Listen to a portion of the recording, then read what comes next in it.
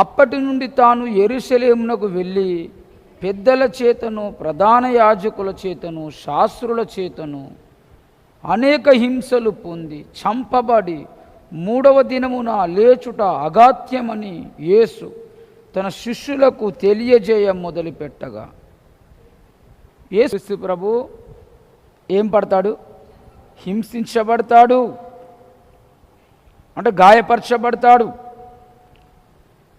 2 చంపబడతాడు, 3వది తిరిగి కూడా లేస్తాడని చెప్పినాడు కదండి. 3 మాటలు చెప్పినాడు.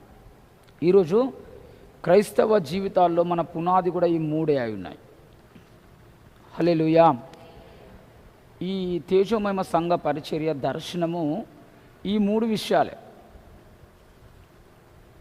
యేసు రక్షించును, యేసు స్వస్థపరచును, యేసు త్వరగా వచ్చుచున్నాడు. అందుకే మనము స్వస్థత ప్రార్థనలు చేస్తూ, రాకడ పండుగలు చేస్తూ, రక్షణ సువార్తను కూడా ఈ 3, రక్షణ సువార్త ఎంత అవసరమో రాకడ సువార్త అంత అవసరమే. రక్షణ సువార్త ప్రకటించబడాలా, రాకడ సువార్త ప్రకటించబడాలి. యేసు స్వస్థపరచును, మరి స్వస్థత ఎట్లా వస్తుంది? ఆయన గాయములలో నుండి స్వస్థత వస్తుంది. ఆయన గాయములలో నుండి స్వస్థత వస్తే ఆయన రక్తములో నుండి రక్షణ వస్తుంది. ఇంతకీ రక్తము ముందు వస్తుందా, గాయం ముందు అవుతుందా? చెప్పండి. గాయమైన తర్వాతనే కదా రక్తం వచ్చేది. ముందు గాయము, తర్వాత రక్తము. ఈ లోకంలో చాలామందికి స్వస్థతలు లేవు, అద్భుతాలు లేవు అని చెప్పుకుంటూ తిరిగేవారు రక్షణ ఒక్కటే అని రక్షణ సువార్త ప్రకటిస్తే చాలు. కానీ దేవుని బిడ్డలారా, మరి రక్షణ సువార్త ప్రకటించబడాలి, కానీ ఆయన దెబ్బలలో స్వస్థత ఉన్నది, ఆయన రక్తములో రక్షణ ఉన్నది. అందుకే ఒక వ్యక్తి ఎప్పుడు రక్షించబడతాడంటే దేవుడు అతన్ని స్వస్థపరిచినప్పుడు. అది శరీర స్వస్థత కానీ, ఆత్మకు స్వస్థత కానీ, హృదయానికి స్వస్థత కానీ, మనసుకు స్వస్థత కానీ, ఆర్థిక స్వస్థత కానీ, కుటుంబ స్వస్థత కానీ, తలంపుల స్వస్థత కానీ, అంటే విడుదల. ఒక వ్యక్తికి ఏదో ఒక గొప్ప కార్యం జరిగి దేవుని వైపు తిప్పబడితే తప్ప తాను రక్షణలోకి నడిపించబడు. అందుకే ఆయన గాయములలో స్వస్థత ఉన్నది, ఆయన రక్తములో రక్షణ ఉన్నది. అందుకే నేను గాయపరచబడతాను,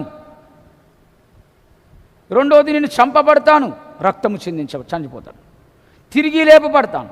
రేపు మనము కూడా ఆయన దెబ్బల్లో స్వస్థత పొందుకొని, ఆయన రక్తంలో రక్షణ పొందుకొని, రేపు మనం కూడా మరణించిన ఈ 2 నీకు వస్తే నువ్వు తిరిగి లేపబడతావు.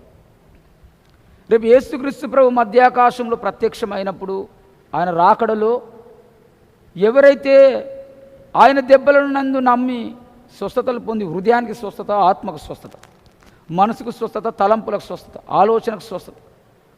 స్వస్థత అన్న వెంటనే శరీరం కొరకే మాట్లాడతారు అందరు. మన ప్రాణమునకు స్వస్థత కలగాల, మన శరీరానికి స్వస్థత కలగాలి, మన ఆత్మకు స్వస్థత కలగాల, మన తలంపులకు స్వస్థత కలగాల.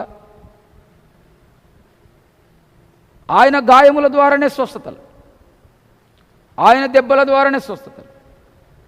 ఆ దెబ్బ ఎప్పుడైతే తగిలినాదో యేసుక్రీస్తుకి మనకు స్వస్థత వచ్చినది. ఆ రక్తం ఎప్పుడైతే చిందించబడ్డాదో మనకు రక్షణ వచ్చినది. తాను మరణించే విధంగా తిరిగి లేపబడ్డాడో మనము రేపు మరణించి తిరిగి లేపబడతాం. ఒకవేళ మనం సజీవులుగా ఉన్నప్పుడే యేసుక్రీస్తు ప్రభు మధ్యాకాశంలోకి వస్తే సశరీరులుగా ఉంటున్న మనమే ఈ మట్టి శరీరము అమర్త్యతను ధరించుకొని, మహిమను ధరించుకొని మనము రేపు మహిమా శరీరంగా మార్చబడి మేఘం ఎక్కుతాం.